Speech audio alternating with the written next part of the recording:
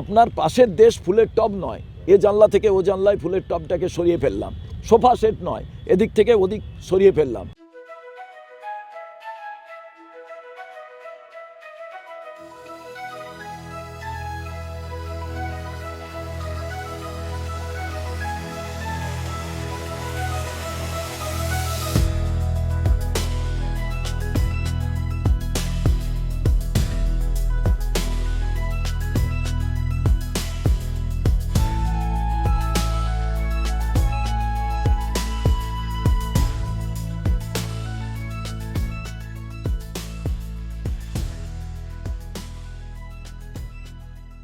দেখুন, কোনো রাষ্ট্রনেতা যদি আনপার্লামেন্টারি কিছু কথা বলে থাকেন, আমরা আন্তর্জাতিক বিষয়ে সর্বভারতীয় কংগ্রেস কমিটি তারাই সে বিষয়ে কথা বলবেন।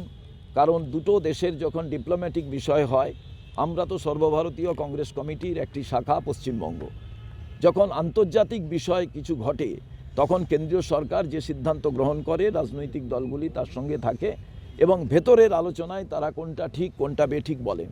কিন্তু বাংলাদেশের রাষ্ট্র নেতারা যে ভাষায় কথা বলছেন, আমরা গতকাল আমাদের একটা হাই ডেলিগেশন টিম আমরা গিয়েছিলাম রাজ্যপালের কাছে। আমরা সবিস্তারে তার কাছে বলেছি, এই কথা বলেছি, বিভিন্ন সোশ্যাল মিডিয়ায় যা কিছু বেরোচ্ছে এগুলো নিয়ে ভাবা প্রয়োজন এবং এ নিয়ে অনেক হাস্যকৌতুক তৈরি হয়েছে। এগুলো কোনোটাই বাঞ্ছনীয় নয়। তার কারণ আজকে বাংলাদেশের পাশে প্রায় 2000 কিলোমিটারের ওপরে পশ্চিমবঙ্গের সঙ্গে সীমানা। সেই সীমানার অনেক জায়গায় কাঁটাতারের বেড়া আছে, অনেক জায়গায় পাঁচিল আছে, অনেক জায়গায় নেই। আজকে পশ্চিমবঙ্গকে সুরক্ষিত রাখতে গেলে সর্বদলীয় কমিটি ডেকে কথাবার্তা বলা প্রয়োজন এবং সেটা কনস্টিটিউশনাল হেড হিসাবে রাজ্যপাল ডাকতে পারেন পশ্চিমবাংলার ক্ষেত্রে এবং মুখ্যমন্ত্রী সেখানে ভূমিকা গ্রহণ করতে পারেন। এগুলো আমরা বলে এসেছি।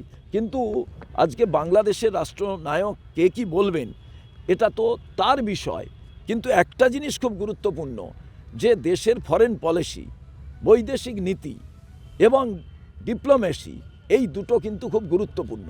এই দুটো যাত্রার দিয়ে হয় না।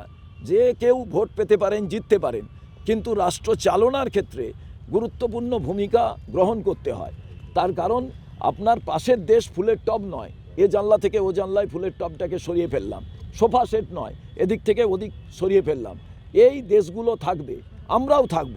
অতএব এখানে যে সম্পর্কের বাতাবরণ, সেই সম্পর্কের বাতাবরণ এত ডিটোরিয়েশন ঘটলো কেন?